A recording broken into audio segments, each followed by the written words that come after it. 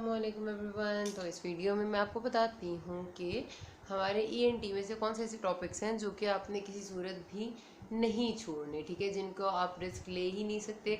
ये आपकी बुक जो आपको नज़र आ रही है, दिस इज़ योर ढिंगरा, और ये आपके स्पेशली अंडर ग्रेजुएट लेवल के लिए मोर देन इनफ है। इसके साथ किसी दूसरी बुक की ज़रूरत नहीं होती। बच्चे बहुत सारी शॉर्ट बुक्स भी इस्तेमाल करना चाहते हैं। मैं कभी भी ये नहीं कहूँगी कि ना करें, लेकिन इतनी एफिशिएंट है ना ये बुक, इसलिए करना अच्छी बात होती है क्योंकि आपको बाद में सूनर और लेटर करनी पड़ती ही हैं। अभी शॉर्ट बुक से अगर गुजारा हो भी जाएगा, FCPS पार्ट 1 के लिए आप जब प्रिपेयर करेंगे तब भी आपको बहुत सारे सब्जेक्ट्स बेसिक के पढ़ने पड़ते हैं।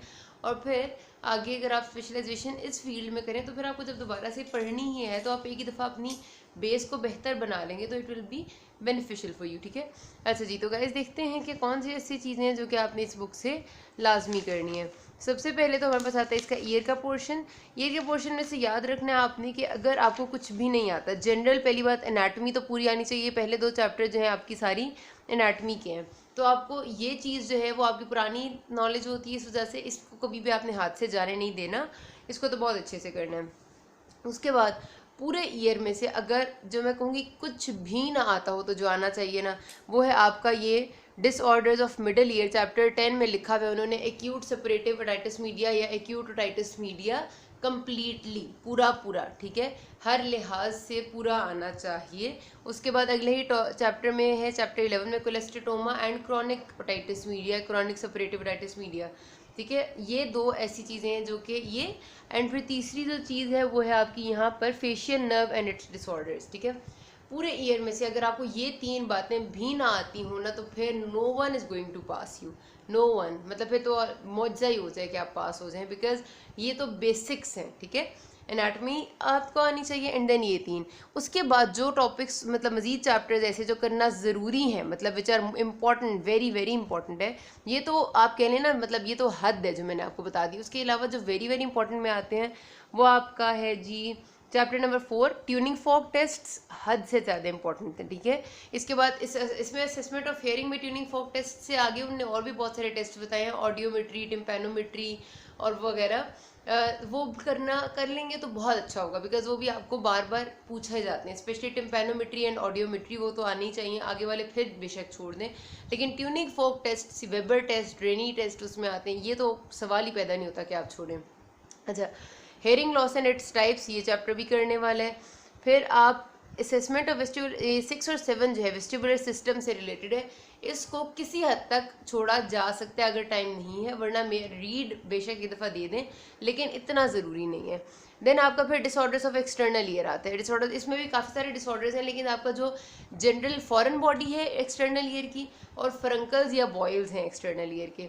उसके अलावा आपका हर पीस का इन्फेक्शन, ये 3 एंटिटीज़ तो लाजमी आनी चाहिए। बाकी चैप्टर को आपने एक दफ़ा पढ़ना ज़रूर है, ठीक है, ज़रूर पढ़ना है। फिर 9 चैप्टर स्किप हो सकता है, 10 डिसऑर्डर्स ऑफ मिडल ईयर और 11 ये तो हद से ज़्यादा इंपॉर्टेंट है। 12 जो है ना कॉम्प्लिकेशंस है, इसमें से मेनिंजाइटिस बहुत ज़्यादा आती है, और कोई कॉम्प्लिकेशंस को एक दफ़ा पढ़ लेना, मतलब पढ़ना तो रिकमेंडेड है। देन आगे फिर chapter 13 otosclerosis and chapter 15 Meniere's disease, ये भी बहुत इंपॉर्टेंट वाले चैप्टर्स हैं, मतलब बहुत इंपॉर्टेंट। 14 तो मैं बहुत ज़्यादा वाला था ना, 13 और 15 भी बहुत इंपॉर्टेंट है। ट्यूमर्स एक्सटर्नल ईयर के छोड़े जा सकते हैं, मिडल ईयर के भी छोड़े जा सकते हैं। जिनको मैं सकते हैं कहती हूँ, उसका मतलब होता है कि आप कोई पास बिल्कुल टाइम नहीं है तो छोड़ सकते हैं, अदरवाइज एक रीड बेशक दे दें। अच्छा, देन अकाउस्टिक न्यूरोमा अच्छे से करना है। डेफ चाइल्ड बहुत आसान चैप्टर है, अच्छे से कर लें इसको, ठीक है, ये दोनों चैप्टर्स भी। उसके बाद वाले तीनों आप चाहें तो छोड़ सकते हैं, 20, 21 एंड 22। नोज़ पे आ जाते हैं। नोज़ यार बहुत छोटा सा सेक्शन है। पहली बात तो ये कि आपने पूरा ही करने की कोशिश करनी है, लेकिन पहले बात वही कि अगर आपको कुछ भी ना आता हो, कुछ भी पूरी नोज़ में से नहीं आता, तो आपको नोज़ की एनाटमी सारी की सारी, कि सेप्टम किस चीज़ से बनता है, लैटरल वॉल्स किस चीज़ से बनती हैं, पेरानेजल साइनसेस कितने हैं और कौन कौन से हैं, जनरल एनाटमी रट्टी भी होनी चाहिए फिंगर टिप्स पे, ठीक है। अगर और कुछ नहीं करे तो एनाटमी करके जाएंगे, स्पेशली ये कि सेप्टम किस चीज़ से बनता है, ठीक है, और लैटरल वॉल किससे बनती है। देन हमारे पास जो चीज़ कुछ भी ना आता हो तो आनी चाहिए, वो है नेजल सेप्टम में DNS, ठीक है, डेविएटेड नेजल सेप्टम, एक ये चीज़ है जो लाजमी आनी चाहिए। उसके बाद आप एलर्जिक राइनाइटिस बहुत ज़्यादा इंपॉर्टेंट है, नेजल पोलिप्स एंड एपिस्टैक्सिस, इधर नीचे कहीं लिखा होगा, ठीक है।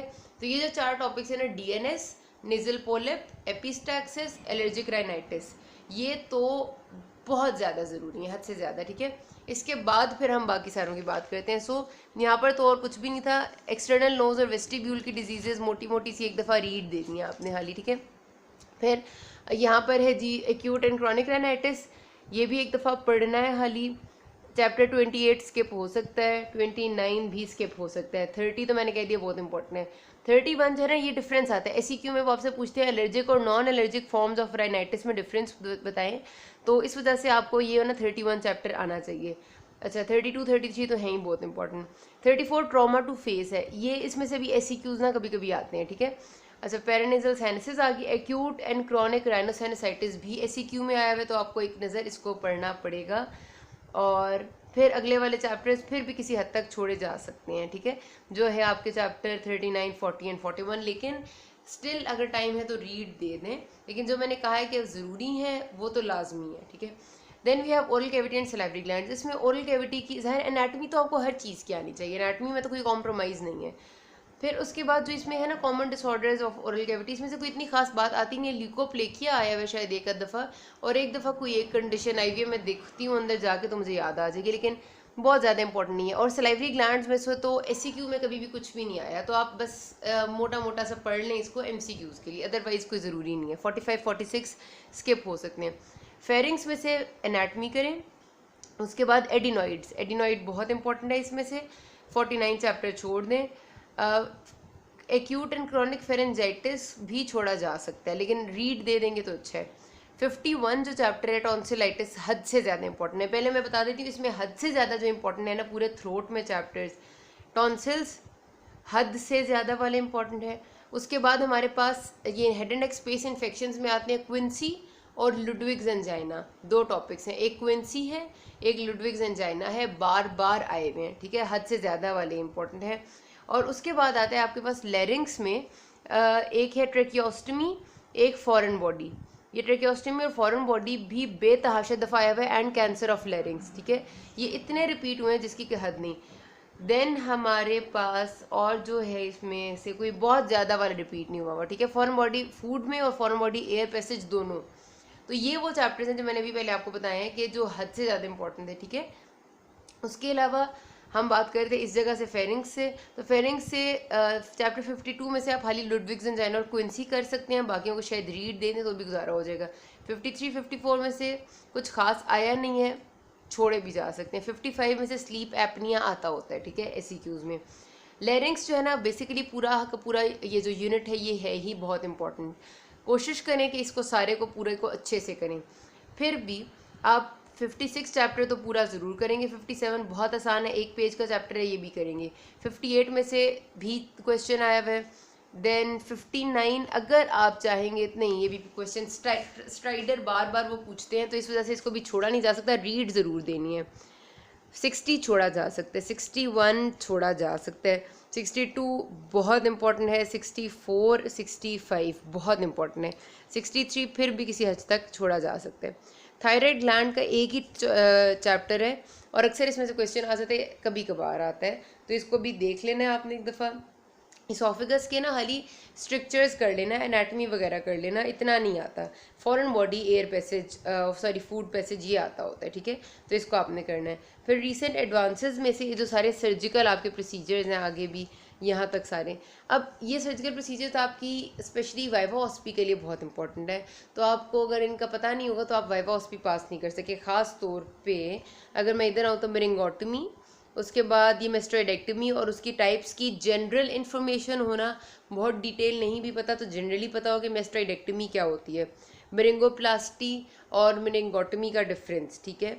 अच्छा उसके बाद आप इनको छोड़ दें। फिर कैल्डवेल लग, एसएमआर और जो सेप्टोप्लास्टी, इनका डिफरेंस और इनके यूजेस।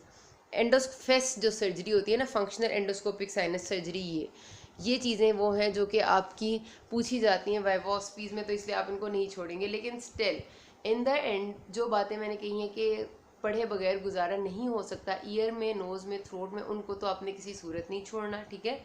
वो चंद ही चैप्टर्स हैं कि अगर आपके पास बिल्कुल टाइम नहीं है तो सिर्फ वो कर लें, लेकिन अगर आपके पास टाइम है और होना चाहिए तो आप बाकी भी करेंगे। किसी को कोई भी कोई मसला होता है you can always ask me. Thank you.